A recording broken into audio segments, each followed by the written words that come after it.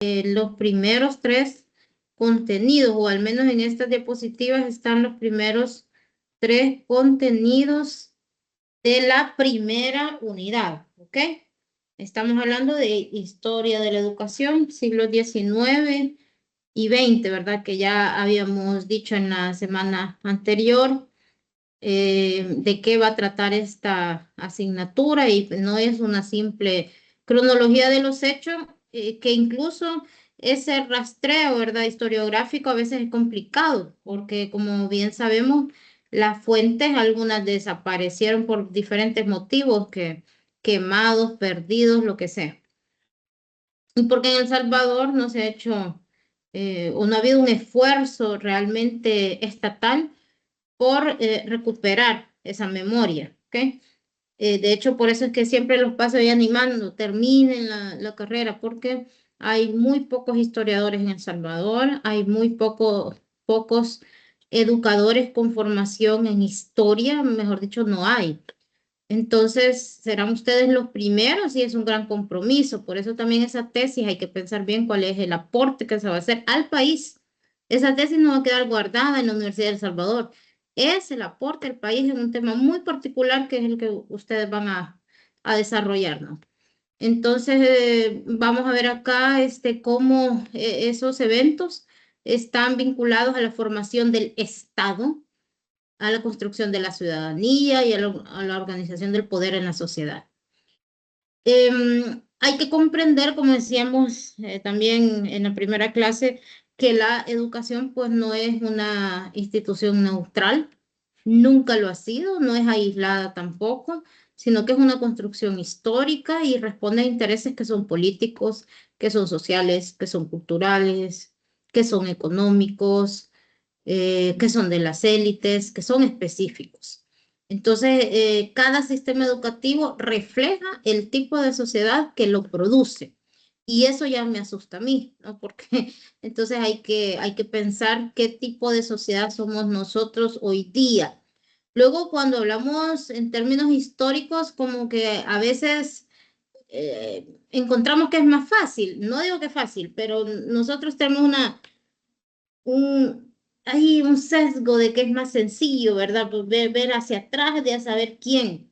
Pero hay que hacer ese esfuerzo intelectual porque la historia debe servir para eso, ¿no? De en realidad analizar qué tipo de sociedad somos nosotros y luego qué características tiene la educación y ahí vamos a hacer esa síntesis de pensamiento, ¿verdad? Entonces, hemos visto cómo durante el siglo XIX y XX El Salvador pues atraviesa profundas transformaciones porque pasa de una sociedad colonial a una república independiente, se consolida el Estado liberal, se moderniza la economía, se forman instituciones nacionales, es decir, se van conformando esas instituciones y esas formas de lo que consideramos la sociedad moderna. En ese contexto, pues la educación se convierte en una herramienta central para construir ese nuevo orden social que se estaba pensando.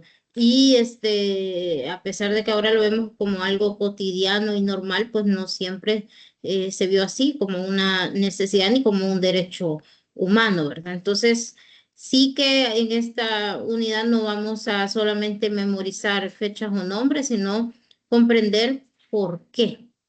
¿Por qué? ¿Cómo surge el sistema educativo salvadoreño? ¿Quiénes lo diseñaron? ¿Con qué propósito? ¿Cuáles fueron sus efectos en la sociedad?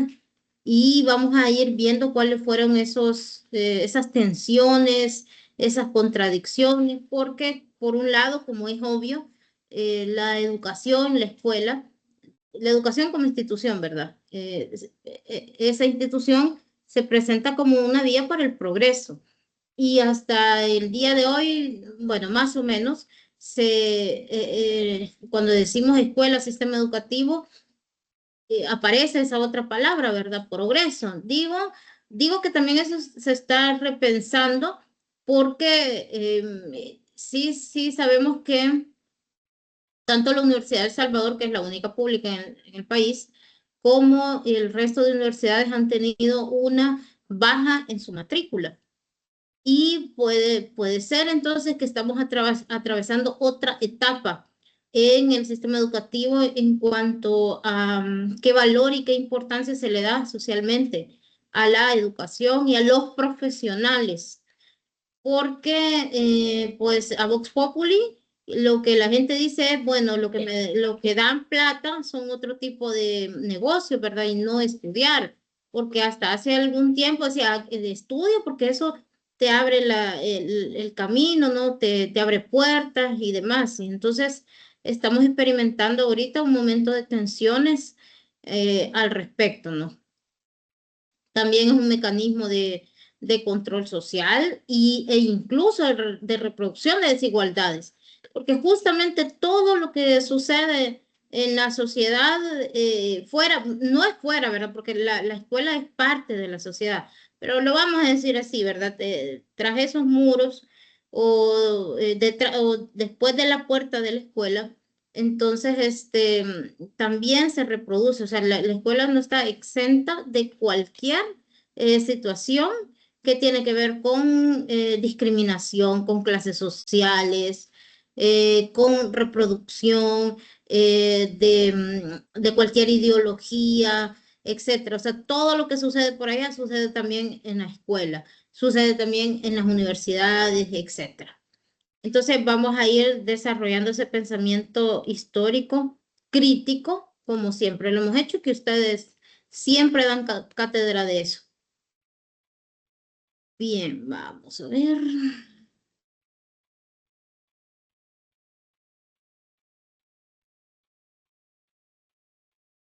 Saúl, Maestra, perdón, una consulta. Está Saúl, proyectando. ¿tenías levantada la mano? Sí, sí, sí, no sé si me escucha. ¿Me escucha, maestra?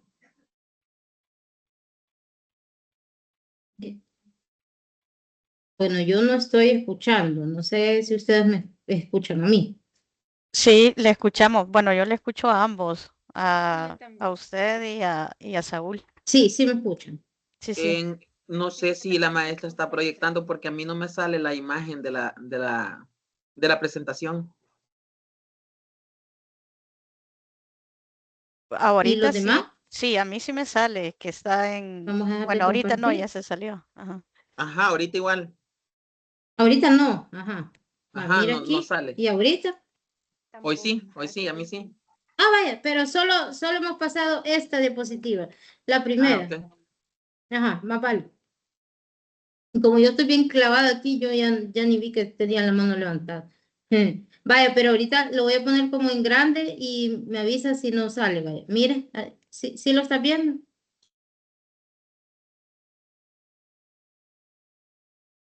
Sí, sí, sí, O, sale, maestra. sí. Ah, vaya. Ah, vaya, vaya. Vaya, entonces hemos pasado solo esta primera diapositiva. Vaya. ¿Ok? Vaya, estamos bien entonces. Bueno, entonces vamos a ver cómo bueno, vamos viendo ahí la imagen, ¿no? Bien curioso. Y ya vamos a ver más adelantito dónde sale esa imagen.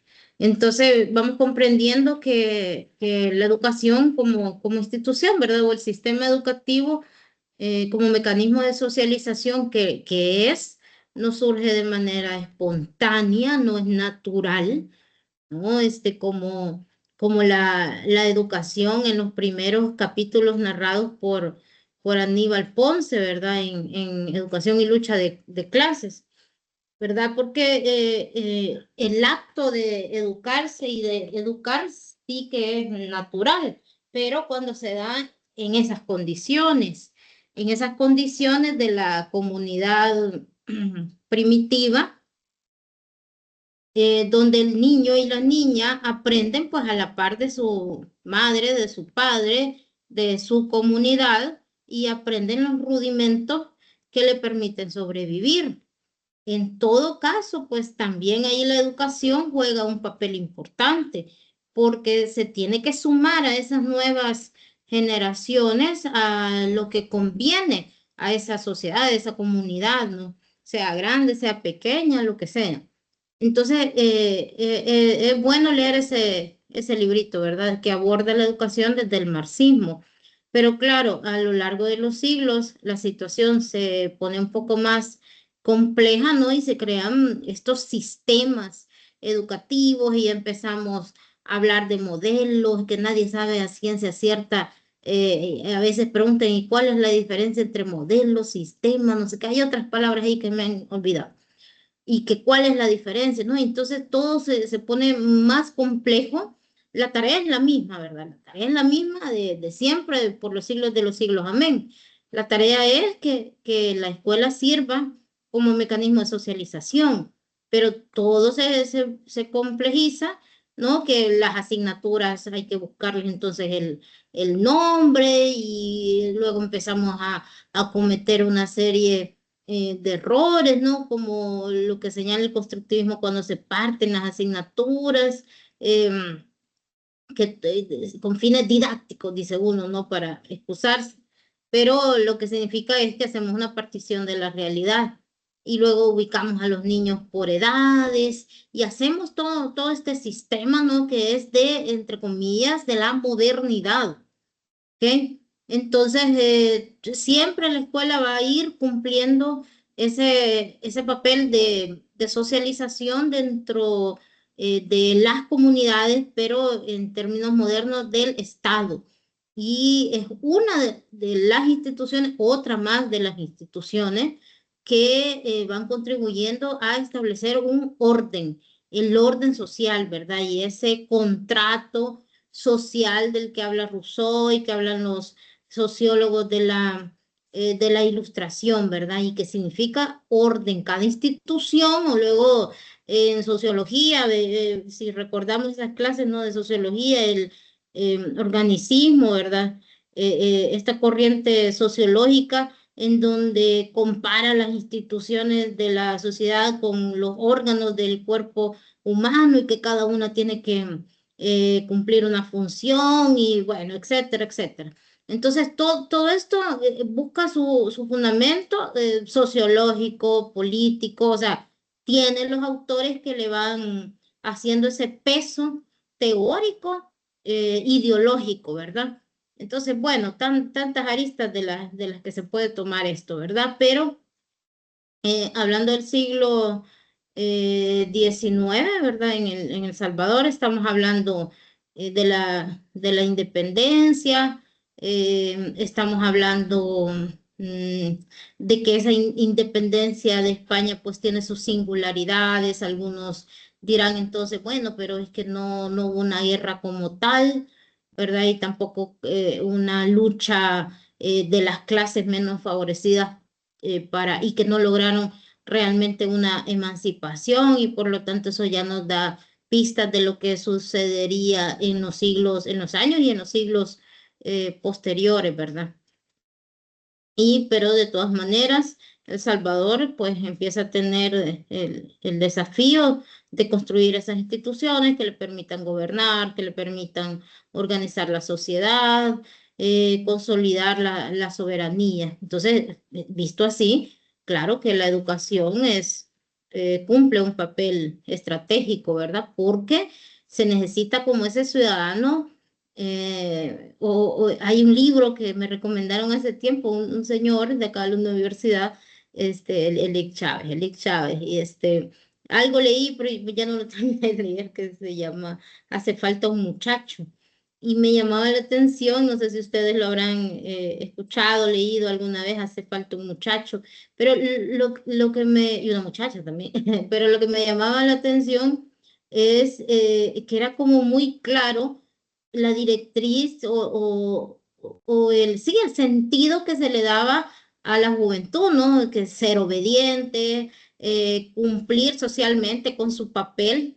Y hasta ahorita me estoy acordando de eso, lo voy a buscar ese libro, lo tengo por ahí en la biblioteca de mi casa. Sí, lo voy a anotar porque no me olvido. Hace falta un muchacho y lo vamos a leer, o debe estar en internet. Entonces, para que vayamos comparando, yo no he visto un texto similar, digamos, de 2024, 25, porque ya no se habla así, ni se piensa de esa manera, pues. Bueno, hay tantas cosas, ¿no? Ahora estaba viendo un documental donde decía alguien, bueno, se ha perdido el sentido de la niñez, de la juventud, en todo. O sea, antes una niña era que andaba vestida de tal y tal manera, ahora no, ahora son versiones, digo, ropa de adulto y versionada para niñas, ¿verdad? Entre comillas, ¿no? Entonces, versionada, ahí van las comillas. Luego, para niñas. Porque ya no existe la ropa de niña propiamente, pues, o de niño, ¿verdad? Sino unas versiones de. Y así en todo, ¿verdad? El sentido de la moral, de la buena, de los modales, pues se ha diluido, se ha convertido en cualquier otra cosa, ¿verdad? Bueno, aquí hablamos de todos hipótesis, ya, de historia, de sociología y de todo. Bueno, entonces, bueno, la educación es eso, como sistema se convierte en ese, digamos, en ese mecanismo, ¿ya? De socialización que necesita el Estado para lograr reconocimiento. Ya porque si están unas autoridades, lo que sea, pero si nadie los reconoce, entonces no tiene sentido. Además, para ir trabajando en aquello que llamamos identidad nacional común, los valores políticos de ese nuevo orden republicano, y eso pues va hasta el día de hoy. Tanto así que, por ejemplo, el capitalismo se ha convertido no solo en un modo de producción, es un modo de vida. Es un modo de vida porque está tan clavado, lo tenemos tan metido hasta los tuétanos que es imposible para nosotros salir de ahí. Es un modo de vida. Y aunque sepamos nosotros que los valores que promueve el capitalismo son negativos, o sea, son casi que antivalores, no son inhumanos, pero vivimos bajo ese régimen, lo aceptamos y contribuimos a eso, ¿no? Y es eso, ese es el papel precisamente que cumple todo sistema educativo.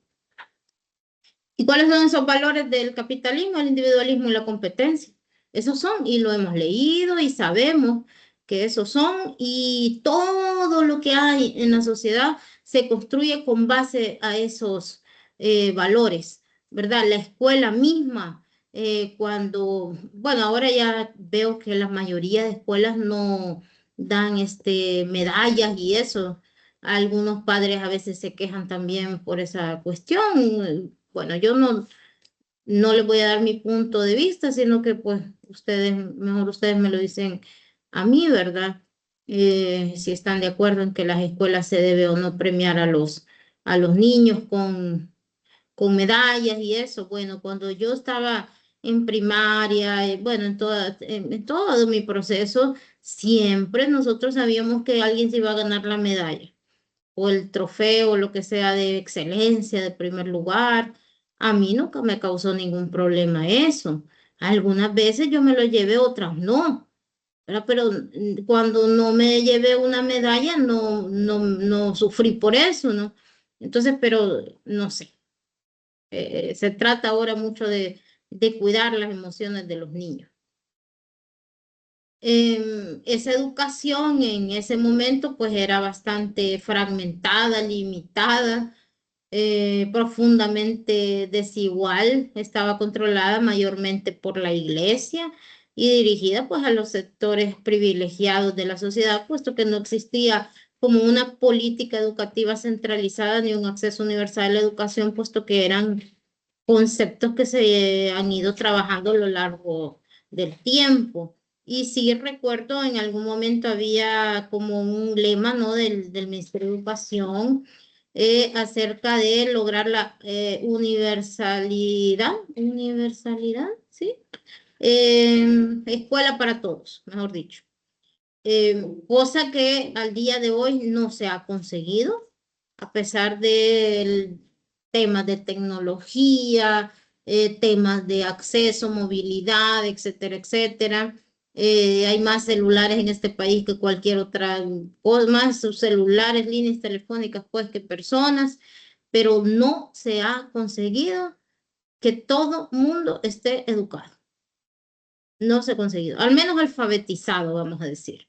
Al menos alfabetizado, ¿sí? Que significa leer y escribir.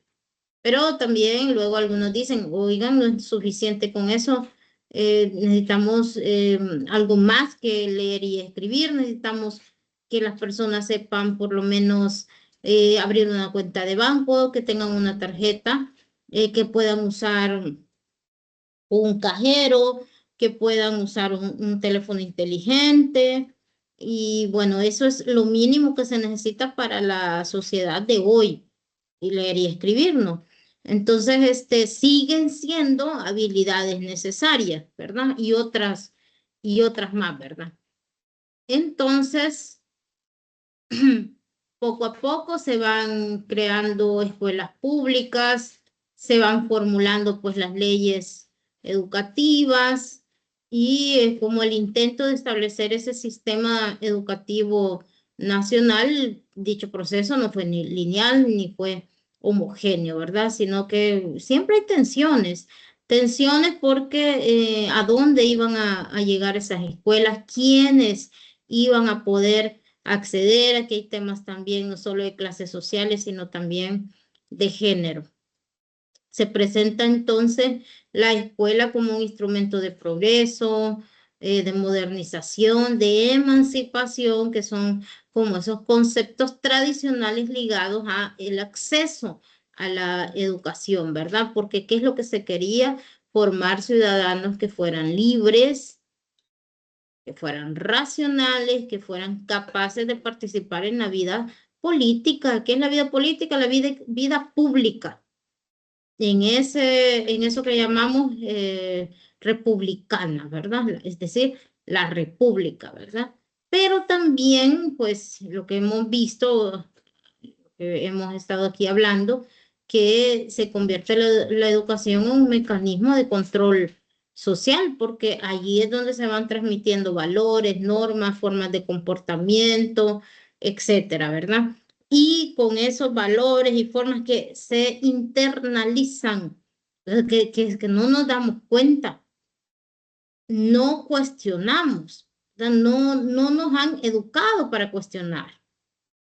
Y en eso me estoy recordando de algo ahorita, no tenía preparado,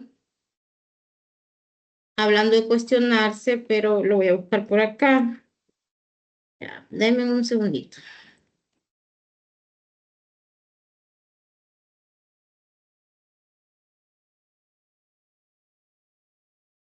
Un segundito.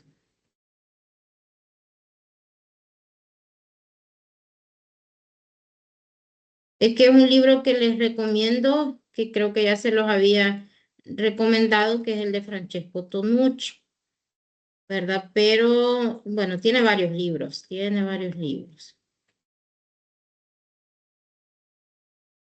Pero Tonucci, pues, hace una gran crítica ilustrada, es lo que me gusta, ilustrada de dibujos, no ilustrada de ideología, de teoría. La crítica que hace con las ilustraciones es lo que me llama la atención. Vaya, pero ¿dónde está? Hay uno que se llama Con ojos de maestro.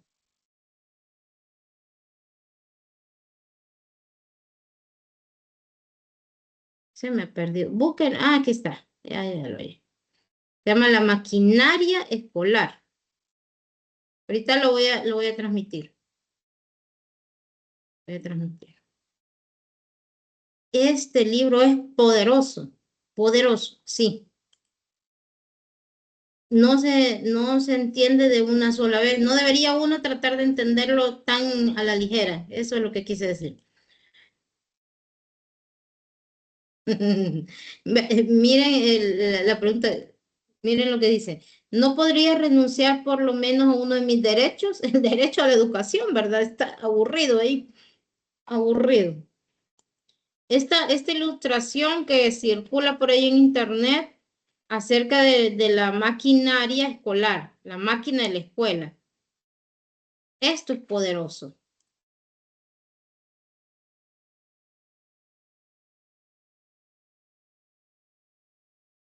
Sed buenos ciudadanos, la sociedad los espera, dice. Sed buenos ciudadanos y muchos niños pues sufriendo maltrato de todo tipo bueno, hay que decirlo, ¿no? Desde profesores, mismos compañeros, es toda una cosa interesante, ¿no?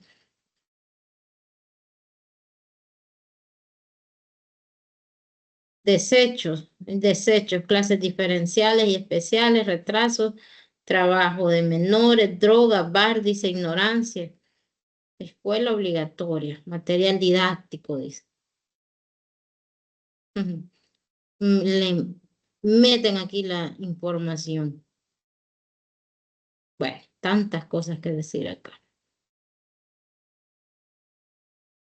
Búsquenlo, esta es la maquinaria escolar de Francesco Tonucci, Prato. Y esta imagen para mí, fuerte, el alumno, aquel que siempre visto desde arriba es. Y es tan cierto eso. Todos los sistemas educativos se diseñan desde esa visión adultocentrista, por decirlo menos, ¿no? Porque hay otras cuestiones como las que hemos estado hablando, mencionando, ¿no? Un sistema educativo cuya función y aspiracionalmente es tener ese grupo de personas adiestradas para cumplir con lo que se necesita como, entre comillas, buenos ciudadanos, ¿no? Las formas de comportamiento, las normas que refuercen o fortalezcan la autoridad de la gente que ocupa esos puestos en el Estado, ¿verdad? Entonces, sí, hay que cuestionarnos si el sistema educativo en realidad surge para beneficiar a la población, en qué medida, ¿no? Porque yo creo que no hay ideas como tajantes, sino que pueden haber matices y además estamos hablando del sistema educativo salvadoreño, pero también podemos hacer educación comparada, qué tanto el sistema educativo beneficia según los países, ¿no? Y qué ideología se maneja en ellos, etcétera. Y pues hay diferentes maneras de medir esto, pero la medición, que casi siempre es la prueba PISA, u otras, ¿no? Pruebas estándar, que no puede ser la única medición porque por ahí tenemos países que puntean bien, muy bien en PISA, pero tienen una alta tasa de suicidios. Bueno, eso no diré otra cosa más porque con eso es suficiente. Entonces, o sea, ¿qué aporte social tiene la educación cuando la gente más bien no está siendo feliz?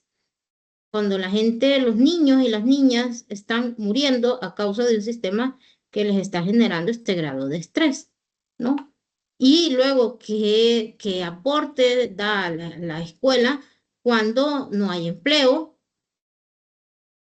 cuando no hay oportunidades? ¿Verdad? Hablando de Latinoamérica en general. Entonces, hay que cuestionarnos con números, con cifras, lo más cercano a la realidad que se pueda. Cuando ustedes tengan algún comentario, levanten ahí la manita. Ahorita sí estoy viendo aquí a mi lado derecho. Bueno, un proceso inestable, no un origen lineal, ¿verdad? Vamos nuevamente como a centrarnos en esa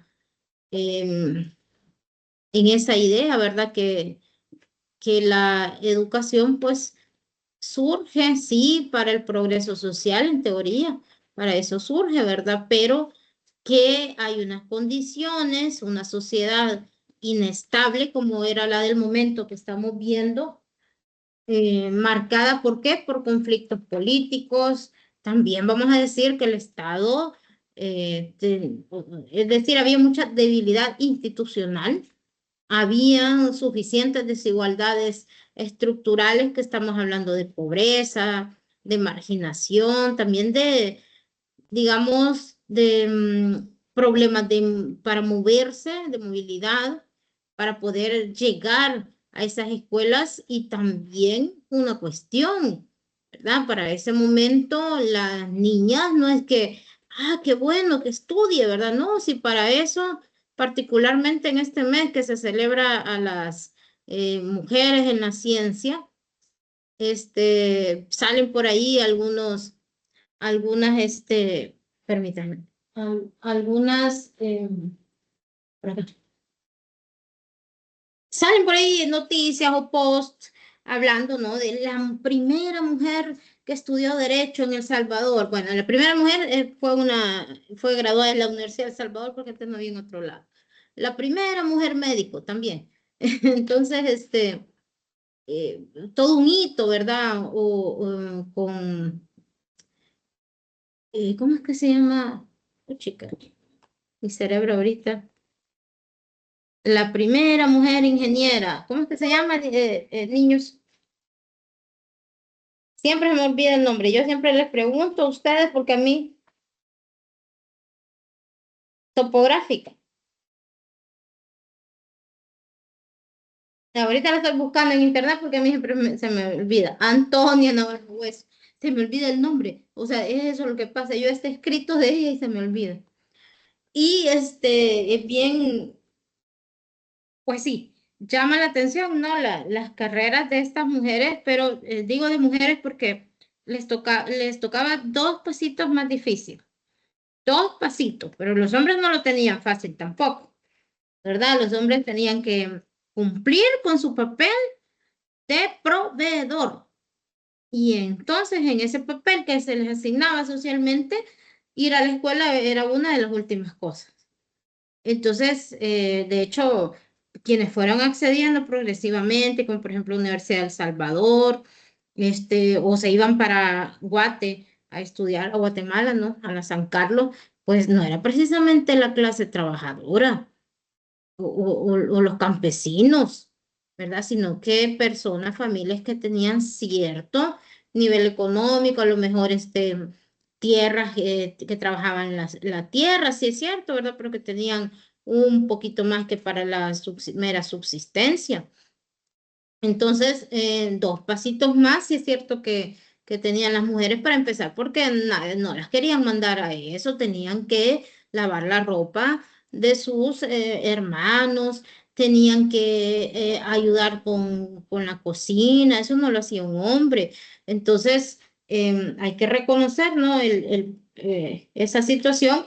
Y yo siempre he querido viajar en el tiempo para saber cómo eran las familias de estas mujeres que las mandaron, o sea, que dijeron, no, no, no solo te veo como esposa, como parte de, como que formes ya tu familia, sino que te veo ejerciendo en una carrera, o sea, ¿qué tipo de personas eran? Yo siempre he tenido esa, así como que me pongo a pensar, yo quisiera viajar en el tiempo y saber esto, porque pues muy poco se ha escrito, no se ha escrito al respecto, yo no he leído nada, nadie ha escrito de eso, o sea, no hay documentos, que hubieran como cartas que el papá le mandaba a la hija o algo por el estilo, no sé, pero creo yo que no hay, que no existe eso, no lo sé de algún personaje, sea hombre o mujer. Entonces, Saúl, Sí, maestra, ¿me escucha? sí, sí, sí. Eh, Qué bonito fuera tener acceso a la tesis que ella hizo, porque según aquí estaba viendo que la luna, se llamó, perdón, la luna de las mieses. Mies, mies. Y curiosamente fue la primera ingeniera no solo de El Salvador ni de Centroamérica, sino que de Iberoamérica.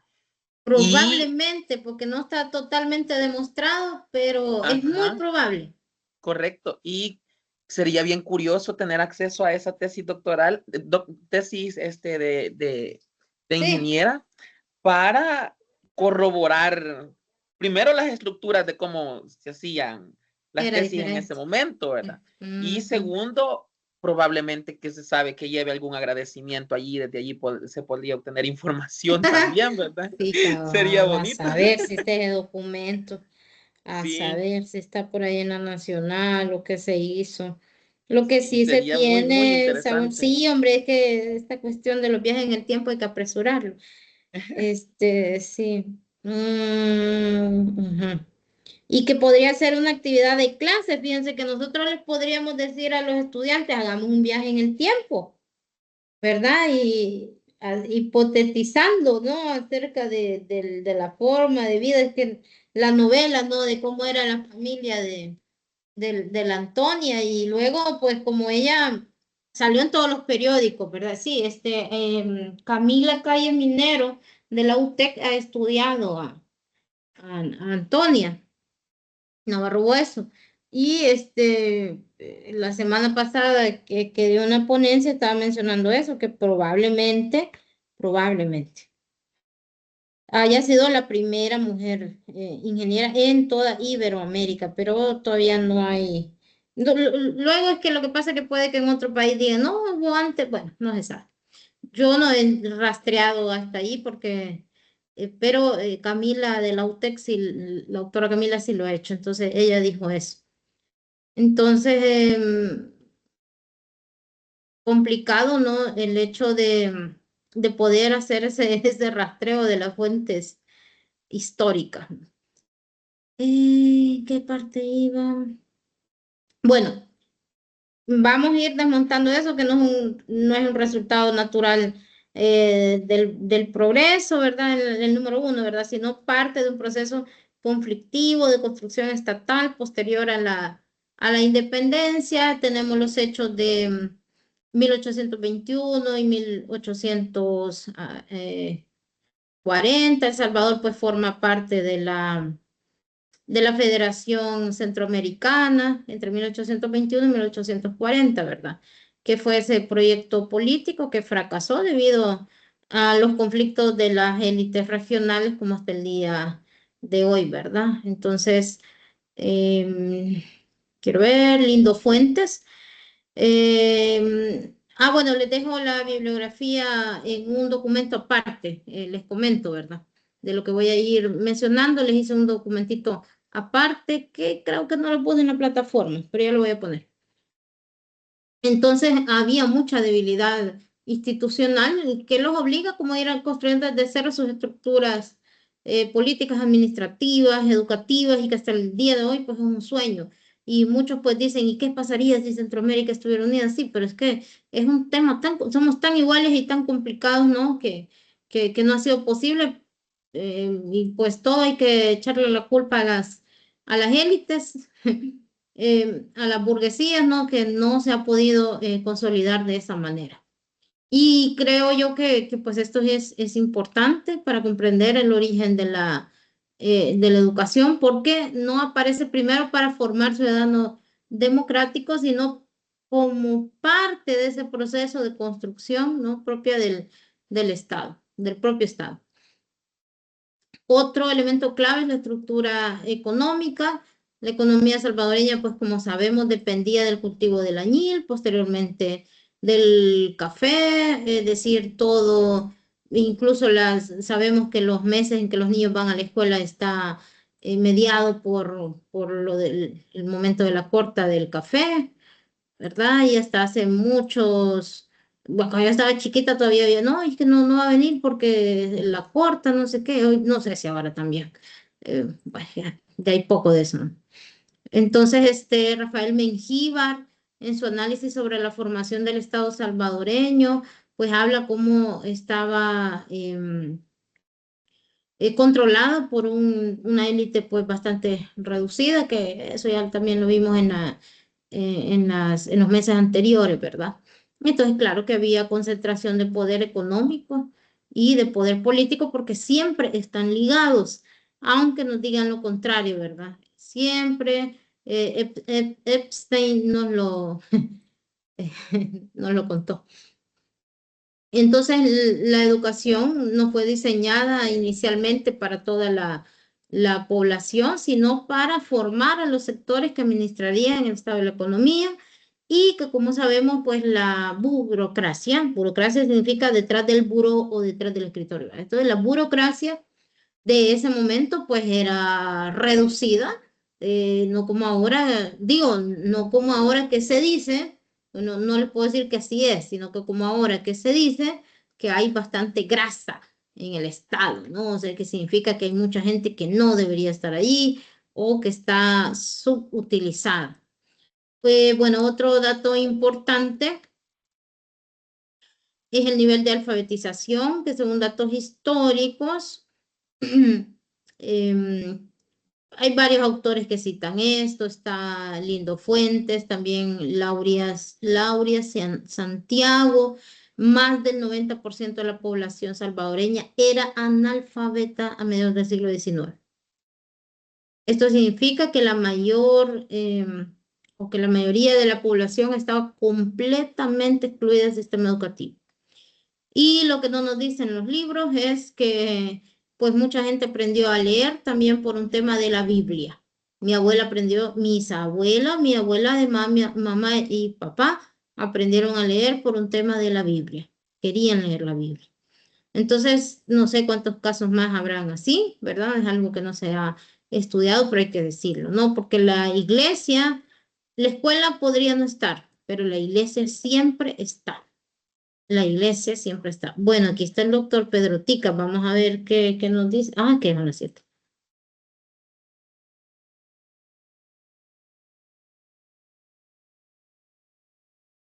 Doctor Ticas, Hola, buenas tardes, doctora Glenda. ¿Cómo están? buenas noches, doctor. Buenas noches. No le estoy escuchando. Eh, Ujú. ¿Me estás viendo? Carlos Sanders. A ¿Me estás ver. viendo? ¿Me estás viendo? Mm. No, espera.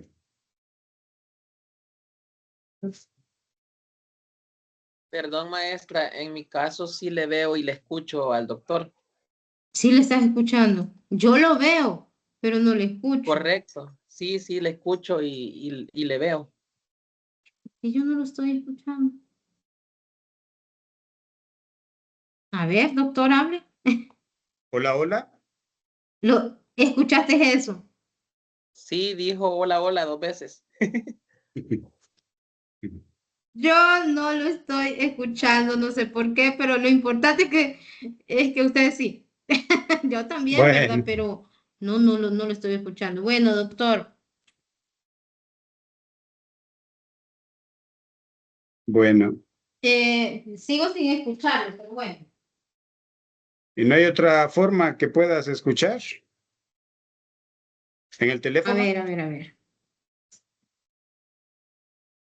No sé por qué no lo estoy escuchando. Bueno, quizás me voy a salir un segundo.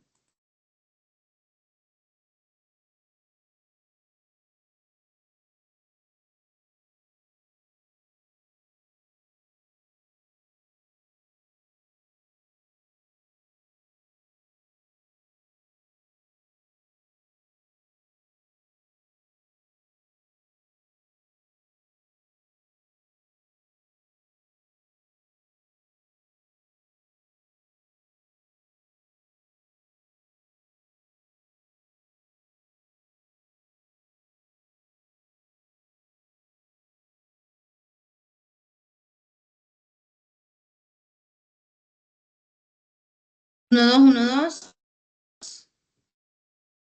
Hola, hola. Hoy sí. ¿Sí? Hoy sí, ¿Ya? doctor. Sí. Bueno, muy bien.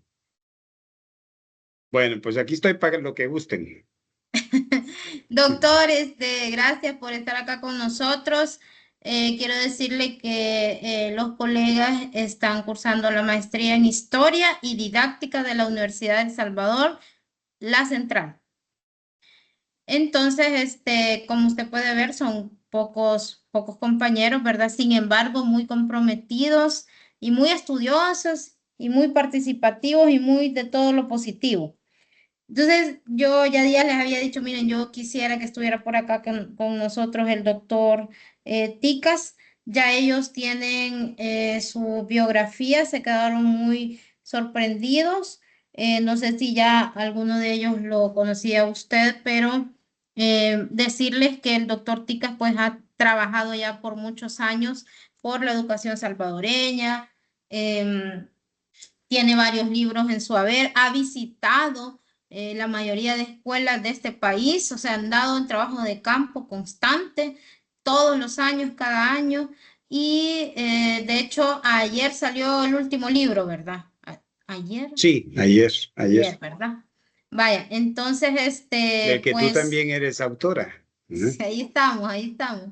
Entonces, he tenido la dicha de hace 2 años venir trabajando con, bueno, uno y un poco más, venir trabajando con el doctor Tica junto con otros colegas, ¿verdad? Y me siento pues muy honrada de que nos visite en nuestra clase este día. Me decía el doctor que pues no trae así como una presentación, sino platicadito y eso me parece muy, muy acertado porque a veces las diapositivas nos limitan un poco, ¿verdad? A pesar que a veces es como un requisito, pero también en ocasiones nos limitan. Así que yo le quiero dar por aquí el espacio al doctor y ya en eso se van a ir animando los colegas a preguntar. Y más que todo a que platiquemos. Bueno, muy bien. ¿De cuánto tiempo dispongo? Tenemos 1 hora para finalizar, porque estos Ah, muchachos pobrecitos tienen que trabajar mañana también. sí, no han cenado seguramente. Esto. Seguramente, porque les toca del trabajo para estar conectados, sí. Bueno, pues primero quiero agradecer a la doctora Glenda Treco Magaña el espacio, la oportunidad de conversar con ustedes y felicitarlos también, ¿verdad? Por el esfuerzo que hacen en continuar aprendiendo y por supuesto aportando también, ¿no? Esto ya en los niveles de maestría y doctorado, pues ya corresponde aporte significativo a la sociedad desde el punto de vista teórico o desde el punto de vista práctico, o en ambos casos. Por tanto, entonces, esto es importantísimo para el país, no solamente obtener un cartón, ¿no? Un papel, un grado académico, sino darle al país también las ideas de cada uno, porque pues todo cuenta en esto que llamamos epistemología, ¿verdad? Es decir, todas las formas de entender, comprender la realidad, y en este caso particularmente el de la educación, pues esto yo creo que es muy, pero muy importante para el país. De pronto, no es de manera inmediata cómo florecen las cosas o cómo las ideas son retomadas o cómo el pensamiento que cada uno aporta es retomado en la sociedad. Obviamente sin propósito alguno de compararse con los grandes, ¿verdad? Pero todos, como saben, todas las grandes teorías han pasado por un proceso científico de verificación, de comprobación, de refutación. Por tanto, entonces la construcción de la ciencia, al menos en mi opinión, es una constante. Es decir, construimos ahora un pensamiento y no sabemos en cuántos años lo que nosotros estamos aportando puede tener impacto o puede ser retomado por quienes vienen detrás de nosotros. Así que debemos estar confiados, pues, que lo que estudiamos no solamente tiene que ver con nuestra profesionalización, sino también con un aporte significativo para el país. Así que les agradezco mucho a todos el espacio de poder conversar con ustedes y pues espero que no sea la última. Es la primera, pero no la última, ¿no? Así que bueno, ustedes, no sé, díganme qué aspectos les gustaría que aborde. Y en efecto, bueno, la doctora me conoce, yo no soy muy dado a diapositivas porque eso me traba, no sé qué decir, ¿verdad? No. Quizás porque en mi época esas cosas todavía no estaban, que son buenas, no las rechazo, pero en materia de construcción del pensamiento siempre he creído que en materia epistemológica siempre es importante el intercambio. Es decir, de esa manera aprendemos y verificamos las cosas que decimos y en las que creemos, ¿no? Desde el punto de vista teórico o desde el punto de vista práctico. Así que bueno, soy todo oídos para conocer un poco qué punto en específico les gustaría que conversemos sobre educación. Como decía la doctora Glenda, he tenido la oportunidad, creo yo, una enorme oportunidad y que yo agradezco sobremanera al país y a las instituciones en las que he elaborado, de trabajar en campo en cerca de 3.988 centros escolares en todo el país, urbanos, rurales, de los 5.160 que hay en el sector público, ¿verdad? Y eso me ha permitido a lo largo de estos 22 años, pues comprobar algunas cosas, algunas hipótesis, algunos planteamientos que hice en aquellos años al principio y otros, pues, enmendar las rutas teóricas que inicialmente me trazaba o que inicialmente pensaba en materia de educación en El Salvador. Que un sistema que, por supuesto, respeto mucho, porque siempre lo he dicho, en mi opinión, son los docentes y las autoridades locales en cada territorio, en cada centro escolar, chico o grande, los que hacen posible la existencia de la educación en El Salvador. Creo que es un mérito que debemos siempre reconocerles y apreciar de todo el trabajo mismo que cada docente realiza en su centro escolar. No importa el tema por ahora, ¿verdad? Porque además es un sistema educativo muy joven, no tiene ni 90 años, ¿verdad? Son cerca de 82 años lo que tiene de existencia como sistema programado, evidentemente, ¿verdad? Y que por tanto es importante, me parece a mí, rescatar los aportes que cada docente ha desarrollado en los territorios, ¿no? Desde luego, esto acompañado por las instituciones correspondientes, ¿verdad? Instituciones académicas o instituciones de gobierno o instituciones privadas o instituciones internacionales que han respetado en mucha medida el trabajo que se realiza en cada uno de los territorios. Entonces, cuando yo he trabajado con los docentes y me he dado cuenta de las maneras de abordar las problemáticas de la educación, no solo tiene que ver con enseñanza y aprendizaje, es un proceso mecanicista que desde luego no estoy muy de acuerdo, pero que evidentemente a manera de práctica es evidente que es necesario. Ahora bien, lo importante me parece a mí es la construcción pedagógica, la construcción didáctica, la construcción técnica que cada docente o que cada académico o que cada investigador ha realizado y ha llevado a cabo en los territorios. Eso es lo que ha aportado, en realidad, en mi opinión, sustantivamente El Salvador a distintos países, ¿no? Porque tiene que ver evidentemente con la historia nacional, ¿verdad? Por todos los sucesos, todos los hechos que ha habido en el país, que en algunas ocasiones, en algunos momentos ha permitido el desarrollo de la educación escolarizada de manera mucho más viable y en otras oportunidades o en otros tiempos, pues ha sido un poco más difícil. Pero cada problema que ha resuelto un docente o que resuelve el docente en el salón de clases como unidad básica para la enseñanza y el aprendizaje, para la construcción pedagógica, para la construcción de los saberes, para la construcción del conocimiento, es lo que me parece deja en cada o ha dejado en cada uno de los estudiantes y sigue dejando en cada uno de los estudiantes una forma de humanizar la educación, que es un postulado que siempre he sostenido durante todos estos años. Debemos humanizar la educación y humanizarla significa el trato directo desde el punto de vista social, cultural, histórico, ideológico, en fin, en todas las formas y esferas de la vida, de la relación que se establece entre el docente y el estudiante. Así que yo creo que es un aporte muy importante porque hay que aprender mucho de los territorios, ¿no? Y me parece a mí que en este caso, estas territorialidades, al menos en mi opinión y lo que siempre he sostenido, es lo que construye, como decía al principio, el sistema educativo nacional.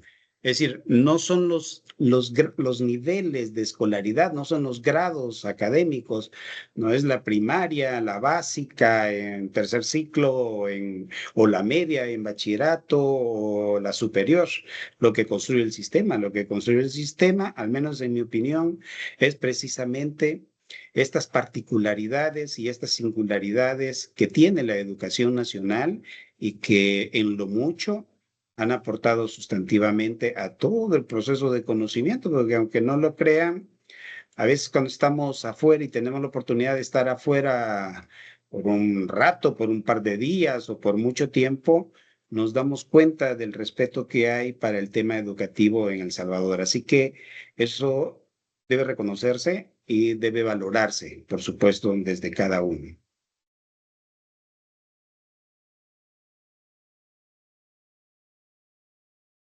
Bueno, a ver, colegas, a ver si tenemos alguna pregunta, o sea, algún comentario. Con el doctor podemos hablar así en confianza, es una plática. Ah, Saúl, Efectivamente.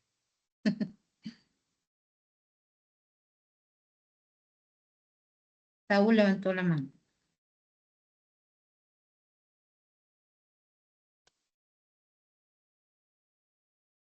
Ánimo, compañeros.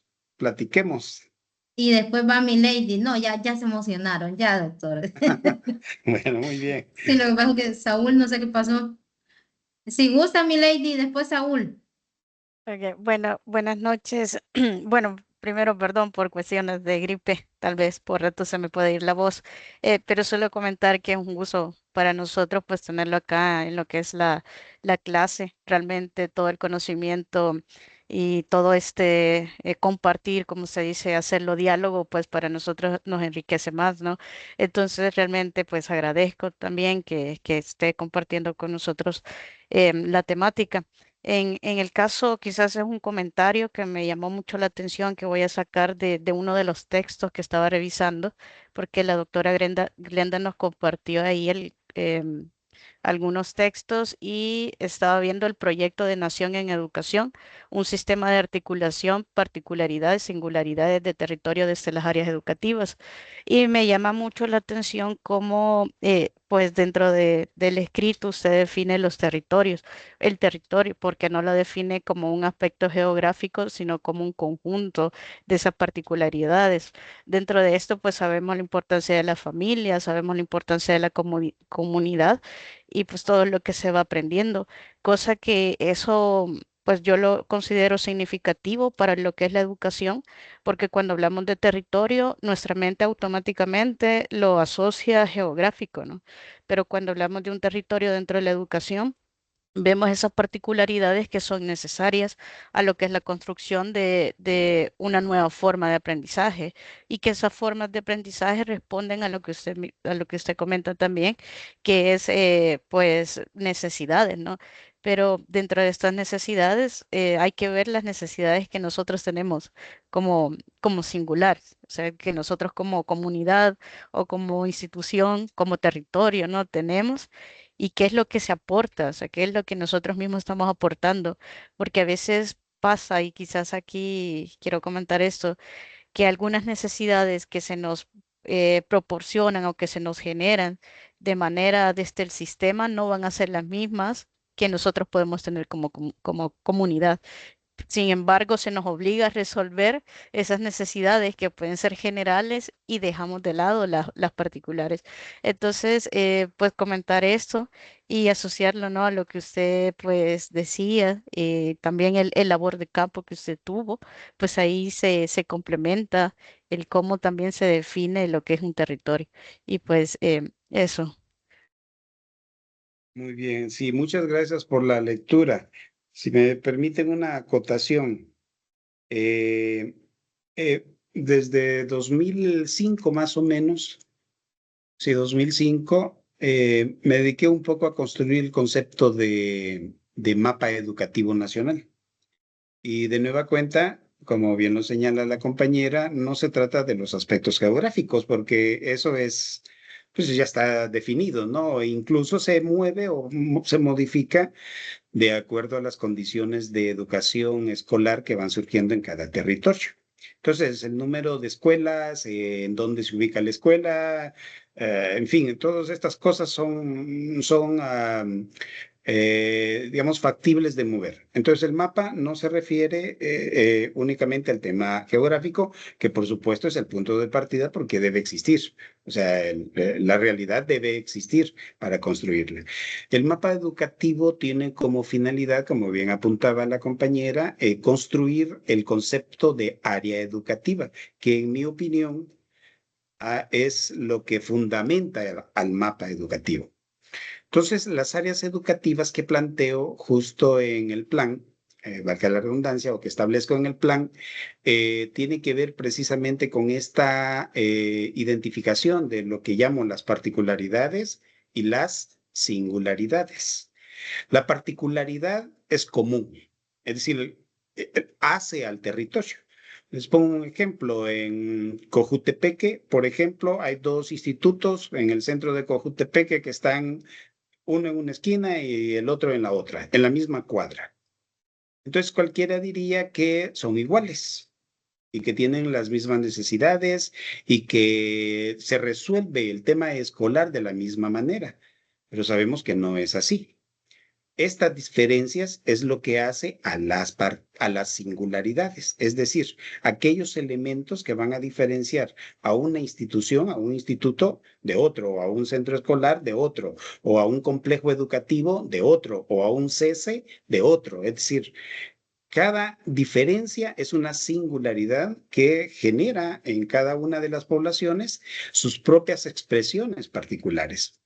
Esto tiene que ver evidentemente con el tipo de población que llega a cada centro escolar. No es la misma, aunque procedan de la misma colonia, del mismo barrio, del mismo cantón, no es la misma población y no es la misma comenzando por un principio básico, el proyecto de vida.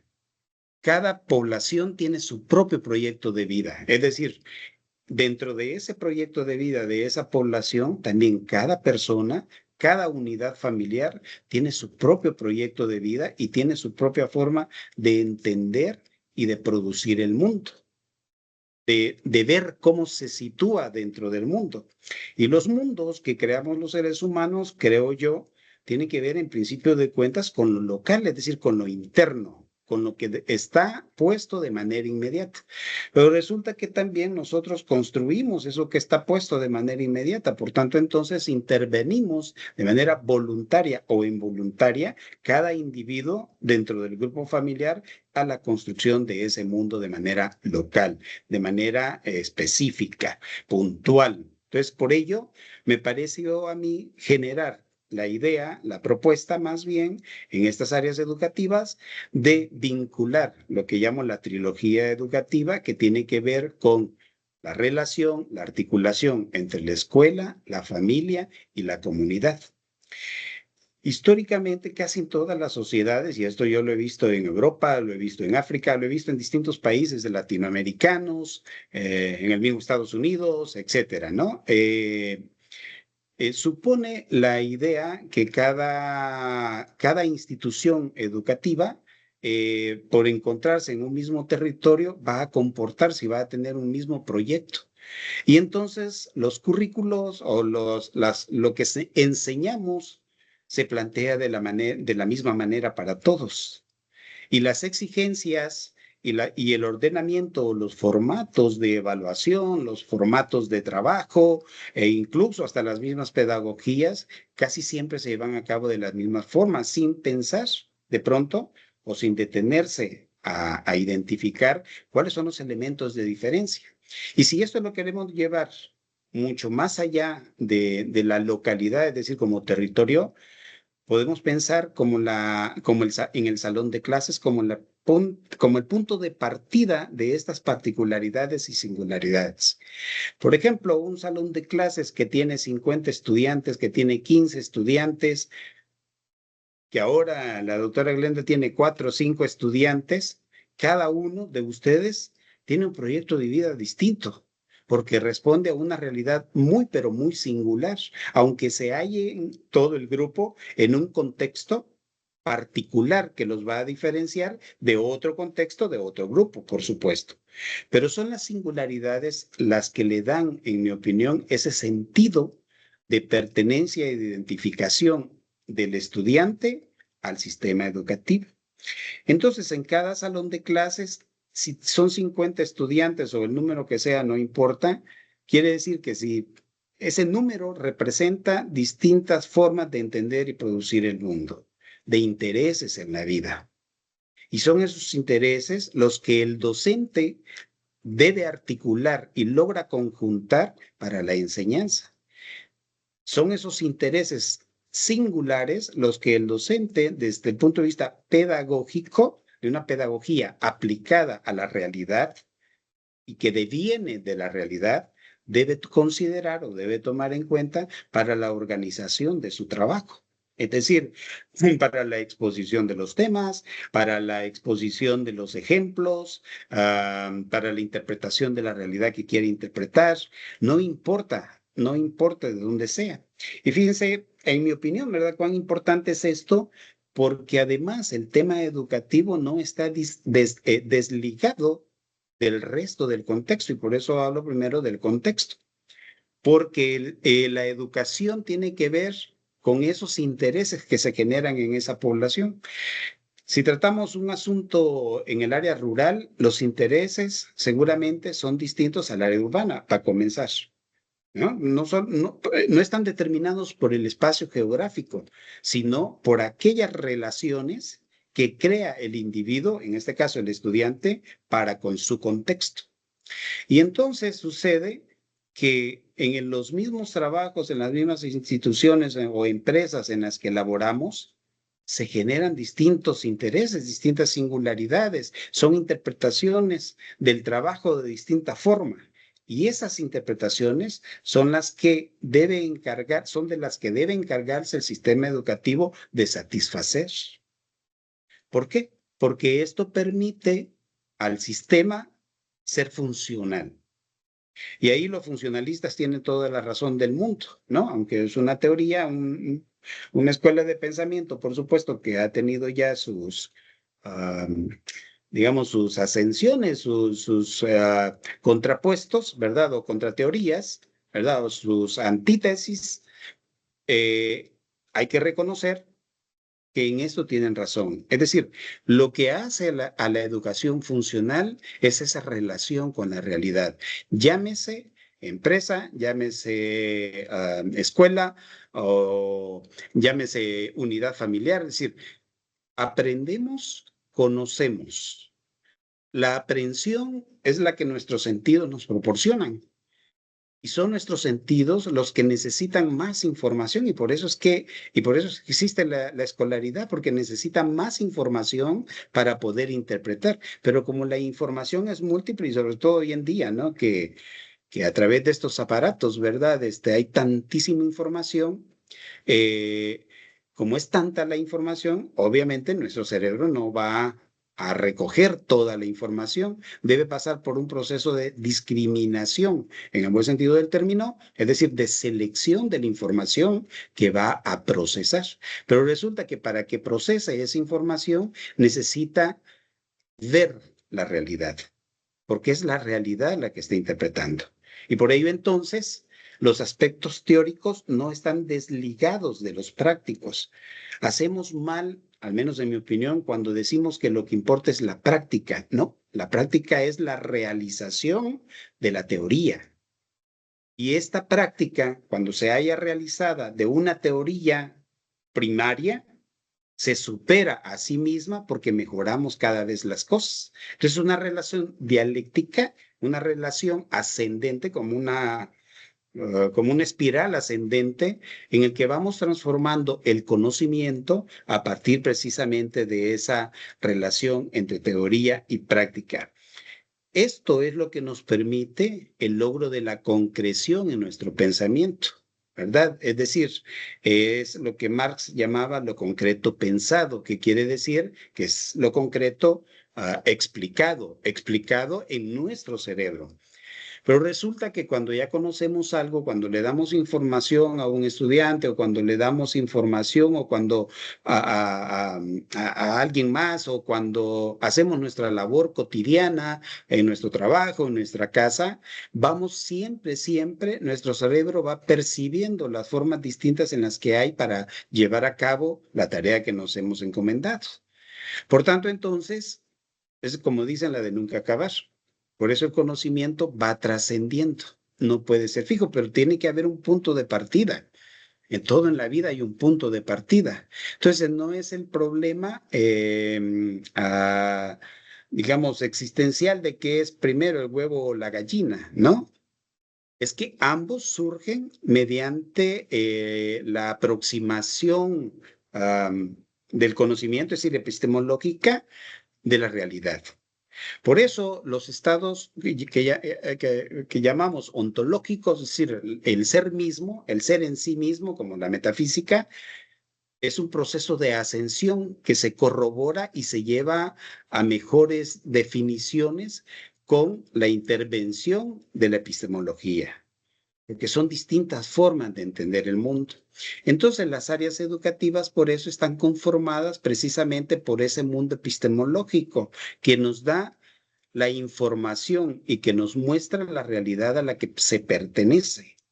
Por tanto, entonces, seguramente en un grupo, por ejemplo, de clases o un grupo en una empresa, como los intereses son distintos, seguramente algunos trabajadores o algunos docentes estarán por un tiempo, pero luego se proyectarán de acuerdo a su propio proyecto, a sus propios intereses, a su propio proyecto de vida. Las áreas educativas, entonces, de la misma forma, no se refiere al tema geográfico, eso ya es in situ, o sea, eso ya está dado, ¿no?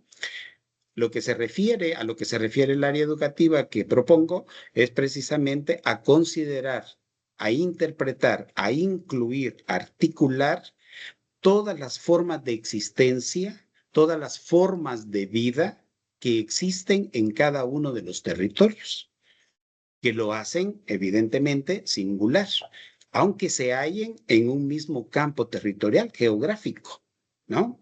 Pues en El Salvador las escuelas están muy cerca en realidad una de la otra. Es decir, no hay que recorrer mucho territorio para llegar al centro escolar, ¿no? Salvo, obviamente, en aquellos casos de jóvenes o niños que viven lejos, que necesitan caminar mucho, etcétera, ¿no? O los docentes mismos, ¿verdad?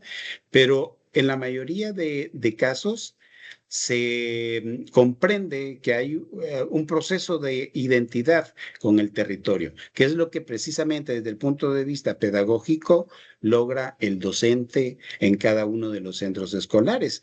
Docentes que conozco una infinidad en realidad de docentes, y ustedes seguramente lo corroborarán, que viven, por ejemplo, no sé, en Ciudad Delgado y que trabajan en San Vicente, ¿no? Es decir, esas realidades son las que nos permiten entonces conocer un poco más de las formas en las que se lleva a cabo el proceso del sistema educativo nacional.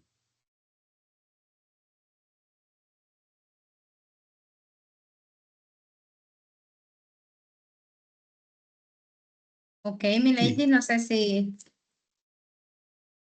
Sí, sí, Bien. sí, enriqueció más ahí con lo que había leído, de lo que le comentaba, y pues la explicación enriquece la lectura también. Muchas gracias. A ti.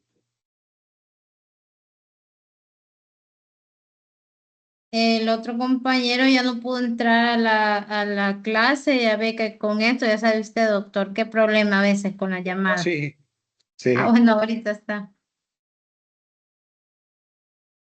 Porque Saúl le tenía una pregunta. Ok. Saúl, no sé si estás ahí. Hola, hola, buenas noches.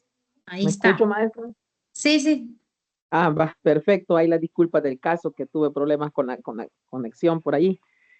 Sí, estaba observando, no sé cómo ha ido la conversación con los demás compañeros, pero estaba observando de que usted fue autor único de lo que es el plan educativo, de lo que fue el plan Cuscatlán. No sé cuál fue su experiencia en ello y a la misma vez si actualmente se está llevando a cabo tal cual como se planteó a un inicio o ha sufrido cambios o no sé, porque después con eso también tengo como otra preguntita por ahí, pero prefiero no sé, analizar un poquito eso. Bueno, mira, yo agradezco mucho la oportunidad que se me otorgó, ¿verdad? Que se me dio para escribir el plan. Yo creo que, como en todo, es un proceso que va desarrollándose paulatinamente.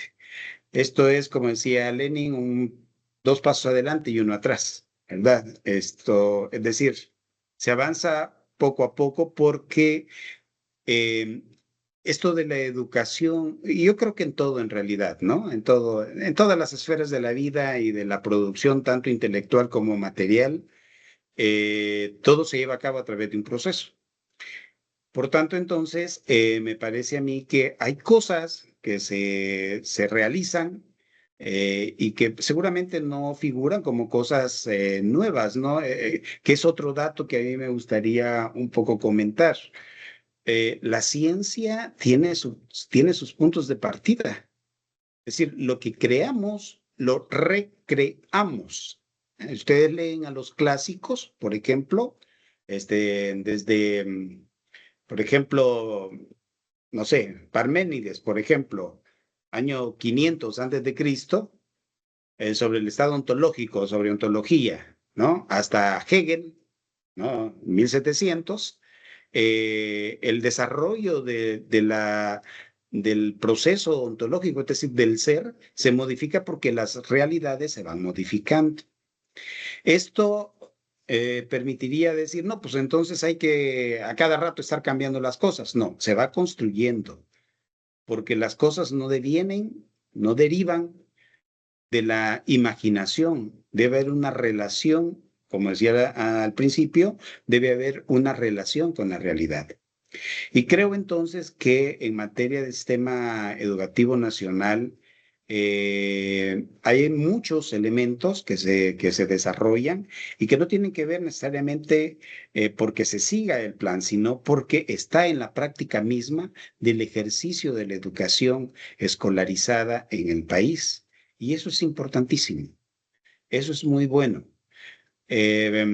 Recuerden ustedes que los planes son planes, ¿verdad? Y que están sujetos incluso a intervenciones epistémicas, metodológicas, teóricas, etcétera, de acuerdo a la realidad que se genera en cada uno de los momentos y en cada uno de los territorios, porque si no, seríamos una especie como de mecanicismo a ultranza, ¿no? Suponer que las cosas deben desarrollarse siempre de la misma manera.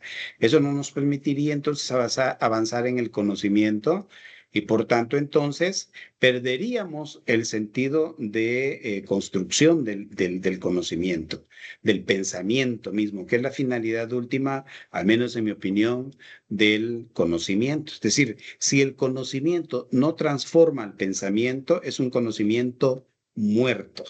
Es como el capital muerto, ¿no? En la producción material, en el sistema de producción capitalista material, si el conocimiento, llevándolo a la esfera, o tratando de hacer una metáfora entre la producción material y la producción intelectual, ¿verdad? Si el conocimiento no generara una transformación o si no le apuntáramos a la transformación, muy difícilmente entonces lograríamos avanzar y las sociedades estarían condenadas desde su nacimiento a permanecer siempre de la misma forma. Y no puede ser así, porque los seres humanos vamos enfrentando cada vez nuevas realidades, es decir, nuevos retos, nuevos aspectos en la vida que debemos resolver, tanto desde el punto de vista del conocimiento como del pensamiento. Pero resulta que con las formas de conocimiento que tenemos es lo que nos lleva precisamente a construir el pensamiento. Si queremos profundizar en algo, pues entonces debemos dedicarle mucho tiempo a la lectura, de las cosas, que es la única forma que tenemos de poder verificar y comprobar si ese conocimiento es factible realizarlo en la realidad que cada uno tenemos o que cada uno desarrollamos. Esa nueva realidad o esa realidad que queremos verificar es la que nos produce precisamente un nuevo pensamiento. Y ustedes saben que las formas básicas de la concreción están determinadas por la intuición y por la representación. Pues bueno, dicho de otra manera o puesto de otra manera, la intuición se refiere al estado subjetivo de las ideas, es decir, de lo que desde el punto de vista ideático vamos construyendo en materia teórica, en materia misma de las ideas. Y la representación se construye a partir de la realidad. Por ello, cuando aprendemos, necesitamos ver reflejada esa intuición. Y las ideas, por eso resultan precisamente de esa realidad. Esa realidad es lo que llamamos, o lo que se llama en epistemología, representación. Es decir, a un niño no le podemos enseñar el color verde o no aprendemos los colores, por ejemplo, si no lo vemos. Y si no lo vemos en la realidad, ¿no? En una hoja de un árbol o en una mesa o en lo que sea. Es decir, necesitamos la forma de representación de la realidad para que en nuestro pensamiento, en nuestro cerebro, se genere ese conocimiento. Y una vez que lo hemos obtenido, pues entonces podemos dar cuenta de ello y pasar a otro nivel en el pensamiento de manera interpretativa. La interpretación, como ustedes saben, es una primera forma de percepción. Lo que revela y lo que modifica la interpretación en el pensamiento es el análisis. Pero no podemos llegar al análisis si no construimos a partir de un recurso teórico de esa representación. Es bien difícil. Yo diría que básicamente es imposible. Claro, podemos establecer un discurso, ¿no? Hoy llamado narrativa. Bueno, es una forma de decirlo, ¿verdad? Pero ese discurso podemos idearlo desde nuestro cerebro porque ya tenemos información acumulada en nuestro cerebro. Pero de nada va a servir y no podremos sostener ese discurso o esa narrativa si no está verificada en la representación, es decir, en la realidad. Entonces, con el plan, precisamente lo que se busca es eso, es decir, una forma holística de presentar lo que hace a la educación en términos generales para poder construirla en términos particulares. Pero es allí, como decía al principio, en esas particularidades y singularidades en donde se producen los cambios y las transformaciones necesarias para que podamos constatar y verificar si los planes que desarrollamos en cualquiera de las esferas de la vida son factibles o no, si tienen un espacio de comprobación o no. Y solo el tiempo, creo yo, solo el tiempo es lo que logra refutarnos la veracidad de lo que nosotros decimos. Pero se construye con el tiempo. No hay otra forma. Si lo que hoy decimos, si lo que hoy acontece en la sociedad salvadoreña y lo que escribamos sobre ella se puede verificar en los próximos años, pues entonces le habremos atinado. Pero eso significa entonces el recurso del tiempo, ¿no? Es como cuando construimos un tema, ¿no? Necesitamos saber de investigación, por ejemplo. Necesitamos saber a qué tiempo nos estamos refiriendo. Y esa es una muy pequeña particularidad. Pero el plan es construir todo, el todo. Ese es el plan, ese es el objetivo, ese es la condición teleológica, es decir, la finalidad de todo plan, ¿verdad? Construir a partir del todo. Pero como no podemos dar respuesta al todo porque el todo se va modificando y es totalmente independiente a nosotros, ¿verdad? Porque son otros actores de pronto, porque son otras personas, porque son otros elementos, otras realidades, las que intervienen en ese todo, no podemos dar cuenta del todo. Eso es imposible. ¿A qué nos entonces abocamos? Bueno, a dar cuenta de la realidad que interpretamos, que analizamos y que construimos a partir de la relación que tenemos con esa realidad. Una realidad que probablemente tome mucho tiempo en transformarse o probablemente dadas las condiciones de la población o dadas las condiciones de esos territorios, pueda modificarse de manera mucho más rápida, ¿no?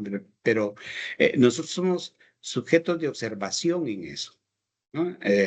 Estamos asistiendo, estamos observando desde afuera y por ello, cuando hacemos investigación, y seguramente la doctora ya se los habrá dicho en muchas ocasiones, cuando hacemos investigación tenemos de dos formas. Una que es desde afuera, de una visión externa, ¿verdad?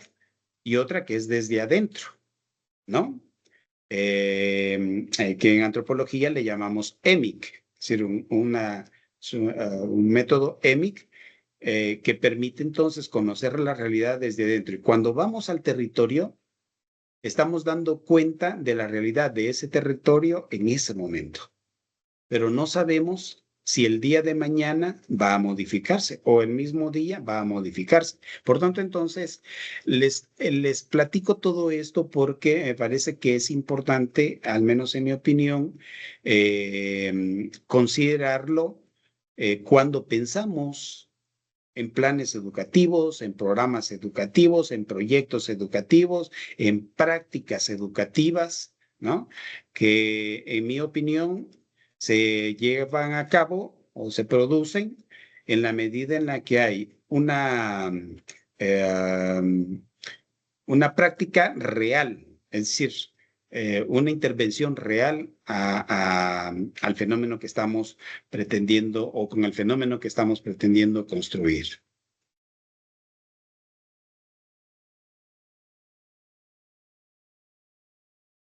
Ok. Bueno, no sé si hay alguna otra pregunta o comentario. Si no, pues, bueno, ya estamos casi al filo de la hora. No sé, Karina, o algún comentario que quieran hacer de cierre. Ajá, Karina. Bueno, yo solo agradecerle por brindarnos sus comentarios, sus pensamientos. Realmente me ha gustado bastante y muchas gracias.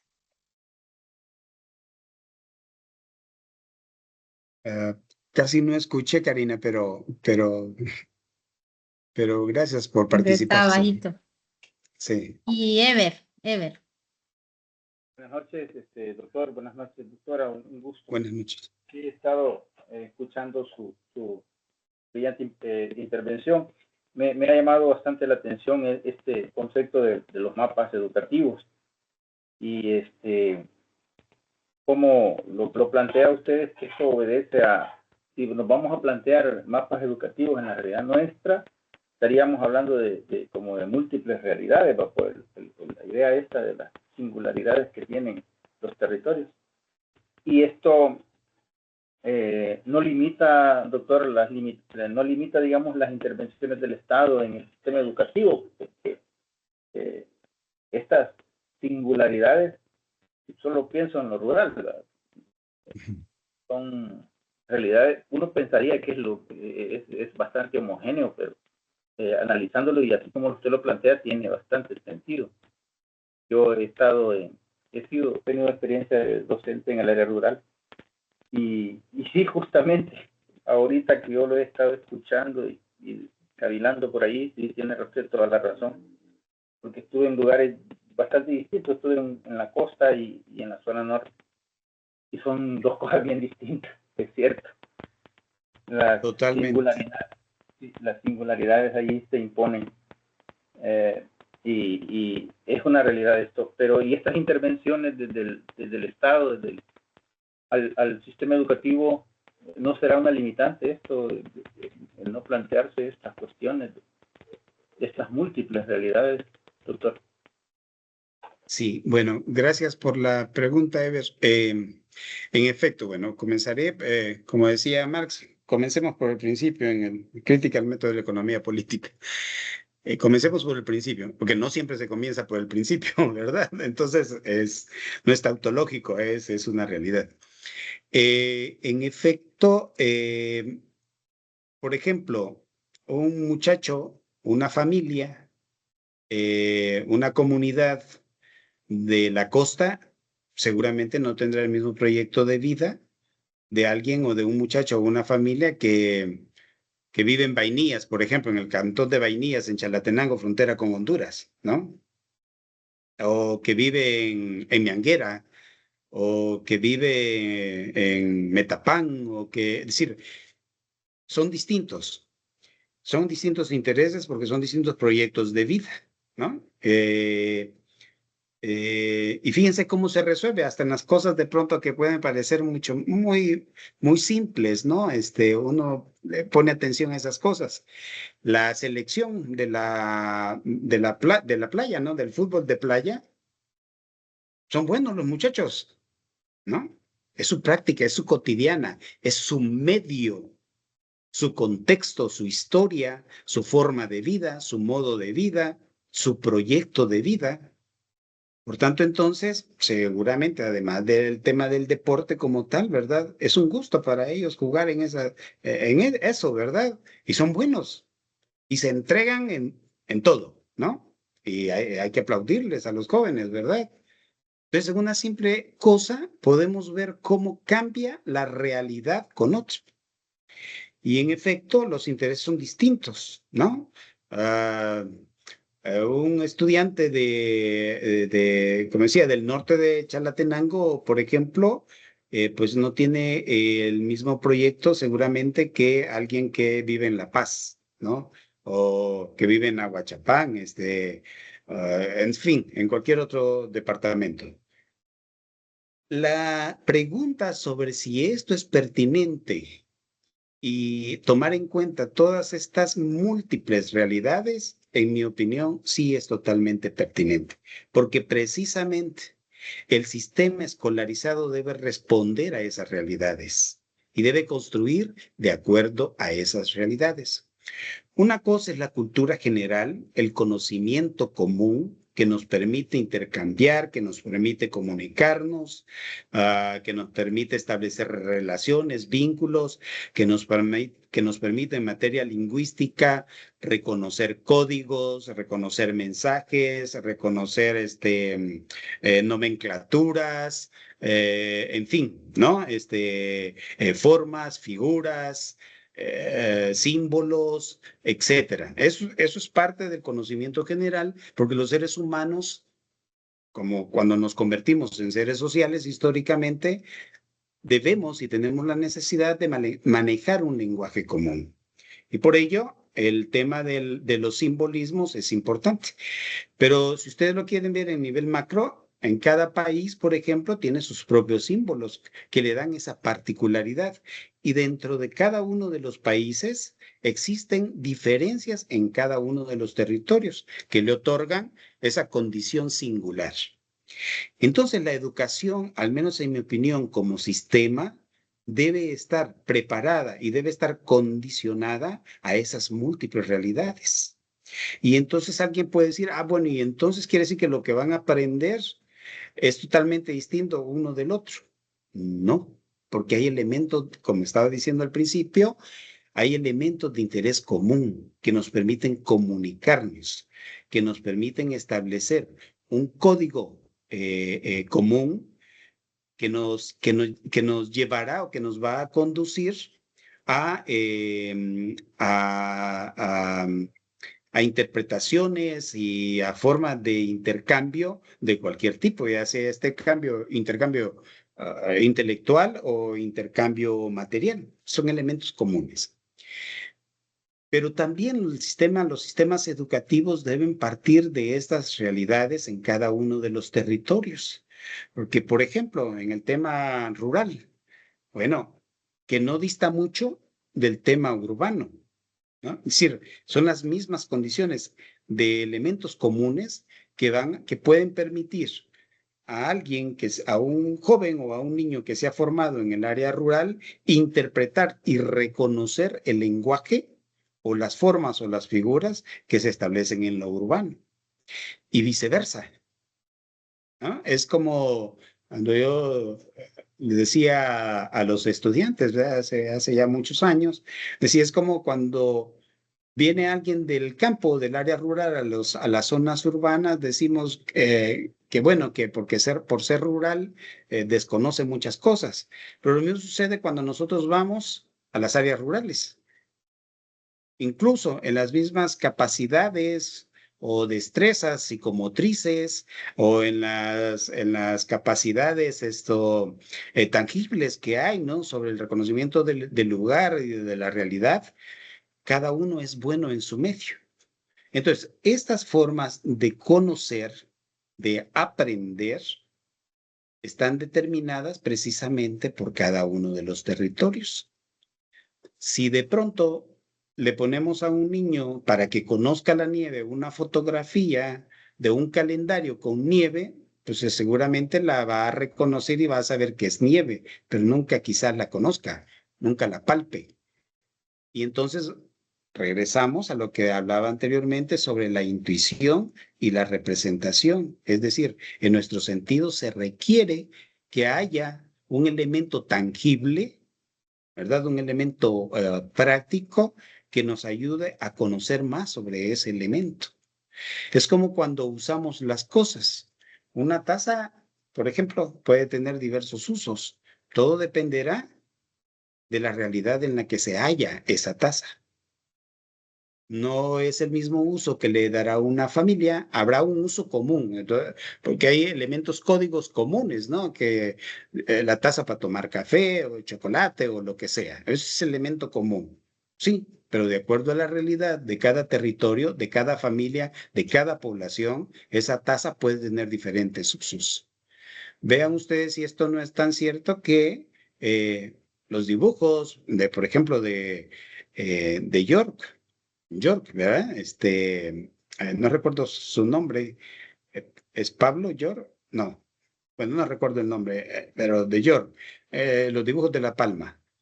Fernando York. Fernando York. Excelente. Gracias. Los dibujos de él pintados en las tazas, las compramos como artesanía y las cuidamos y las ponemos como decoración. Bueno, ese es el uso que le estamos dando porque es un reflejo de lo que esa taza puede también tener como uso. Así que entonces, desde las cosas más ínfimas o más pequeñas, ¿verdad? Ínfimas no porque no sean importantes, sino desde las cosas más chicas, pues encontramos la necesidad de particularizar y singularizar el conocimiento. Y sobre todo el uso, es decir, la función que le damos a eso. Esto nos permite entonces pensar en una educación abierta, flexible. Y fíjense ustedes, y qué bueno que Ever lo trae a cuenta, en los mismos programas de las asignaturas, en todos los programas de asignaturas, ustedes encontrarán en la introducción, en las primeras páginas, encontrarán que al final del primer párrafo o segundo párrafo, no recuerdo muy bien en cuál, el texto señala la posibilidad de una enseñanza y un aprendizaje flexible, de modelos flexibles. ¿Qué quiere decir flexible? Pues quiere decir eso, particularidad y singularidad. Es decir, que se apropie, que se acomode a la realidad en la que se desarrolla.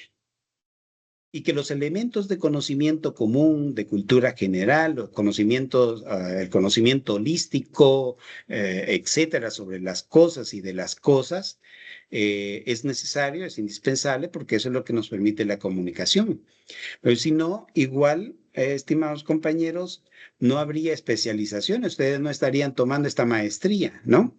Y nadie tendría, decir, una especialización en algo. Pues esa especialización es precisamente esa particularidad. Es decir, cuando construimos más y queremos conocer más sobre algo, en la medida en la que vamos profundizando sobre eso que queremos conocer, pues estamos construyendo más conocimiento y nos estamos educando más. Lo que la educación como concepto no solo está referida, como ustedes saben, mejor que yo seguramente, a lo escolarizado. La educación es el todo, ¿no? Es la manera en la que nos comportamos, es como la pedagogía. Yo siempre he señalado que la pedagogía no es exclusiva del sistema escolar o de la educación como concepto. La pedagogía tiene que ver con todo lo que hacemos en nuestras vidas, en nuestras casas, desde que nos levantamos hasta que nos dormimos. Todo lo que hacemos cotidianamente es pedagogía, porque buscamos las mejores formas, las mejores maneras, las mejores interpretaciones, los mejores mecanismos, las mejores teorías, las mejores prácticas, etcétera, para lograr lo que queremos lograr en nuestras vidas. Y eso es la cotidianidad. Ese es el trabajo cotidiano que hacemos, ¿no? Desde que nos vamos al autobús o al vehículo, en el que recorremos en nuestra mente ya lo que vamos a hacer, ¿no? Estamos haciendo pedagogía. Es decir, estamos construyendo un saber a partir de la realidad en la que cada uno de nosotros se desarrolla, o la realidad en la con la que cada uno de nosotros convive. Bueno, les dije que hablaba mucho, jóvenes, así que ya veo que son las 8, ¿verdad? Espero no aburrirlos. No, como que estamos aprendiendo mucho. Gracias. Al contrario. Bueno, doctores, te agradecemos por estar este día. Yo sé que está fuera de su horario laboral, ¿verdad? Pero también sé que le encanta, que le gusta, pues, conversar acerca de estos temas que son necesarios. Así que, pues, vamos a terminar en este momento. Y también, pues, los colegas, ya para que descansen un ratito, ¿verdad? Que las horas, ya mañana hay que trabajar y levantarse temprano y todo eso. Así que, como podrá haber escuchado, yo les mandé los enlaces este mismo día y en algún momento se han puesto por ahí a revisar, así que seguramente en la próxima clase pues vamos a seguir hablando de este tema. Bueno, pues no, pues muchas gracias de nueva cuenta, doctora, por la invitación. Siempre es un gusto y un privilegio, ¿verdad? Me gusta mucho esto y agradezco sobremanera estos espacios. Y pues a los compañeros, ¿verdad? A los licenciados, muchas gracias también por tener la paciencia y tolerancia de escucharme, porque yo sé que no es cosa fácil, pero fácil digo porque hablo demasiado, ¿no? Pero pues les agradezco muchísimo y con todo gusto, si en algún momento podemos tener otro espacio, saben que cuentan conmigo. Muchas gracias, doctor, y adiós, compañeros. Ah, Milady, ¿quería decir algo por ahí? Sí, sí, bueno, antes de despedirme, porque no me quiero ir con la duda, bueno, cuando hablamos de esas necesidades, usted mencionaba el triángulo, ¿no? Familias, comunidad y escuela. Entonces, esas necesidades deben de partir justamente de lo que se concreta con ellas tres, ¿verdad? Para que así cuando se responda desde la educación, esta pueda, por así decirlo, proporcionar algo que genere un beneficio para las tres esferas. ¿Es así como se plantea o lo entendí de Sí, otra manera? Ok. no, correcto, es así, es esta trilogía, escuela, familia y comunidad, porque Yo siempre he insistido, lo digo muy rápidamente, la escuela debe salir del nicho en el que se ha inquistado durante muchísimos años. Es decir, la escuela es todo.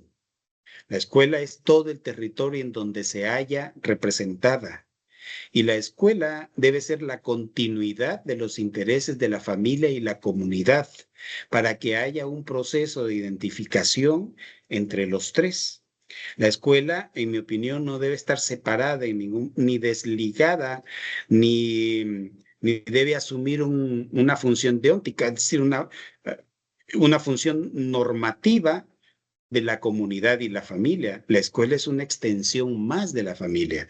Por ello, debe el estudiante, en cualquier grupo etario, los niños, los jóvenes, sentir que la escuela es una extensión más de los intereses de su grupo familiar y que por tanto también es una extensión más de los intereses de su comunidad. Aunque dentro de la comunidad no haya mayor vínculo cotidiano entre los grupos familiares, ¿no? No importa. La comunidad es siempre la comunidad, es un espacio un espacio común de vida, ¿verdad? Para formas de vida de las familias que allí habitan. Por tanto, entonces, en esta trilogía, lo que yo planteo es precisamente eso. Si la escuela abandona esa condición de ser un punto aislado de la realidad y del territorio, etcétera, creo yo que el impacto de la educación escolarizada en los territorios será mucho más grande. Y entonces habrán seguramente, se habrá resuelto el tema de la deserción, el tema del abandono, es decir, el tema del desvínculo que de pronto los grupos familiares o las familias como tal tienen con el centro escolar. No es solamente la participación en actos o en eventos lo que establece la conexión entre familia, comunidad y escuela. Es la participación, la interacción cotidiana entre estos tres lo que permite que la educación escolar como tal tenga mayor éxito, al menos en mi opinión. Comprendo. Muchas gracias, doctor, por ahí explicarme mejor esto. Gracias. A ustedes. Buenas noches. Bueno, buenas noches. Muchas gracias. Que descansen. Buenas Adiós. noches. Gracias. Buenas noches, gracias.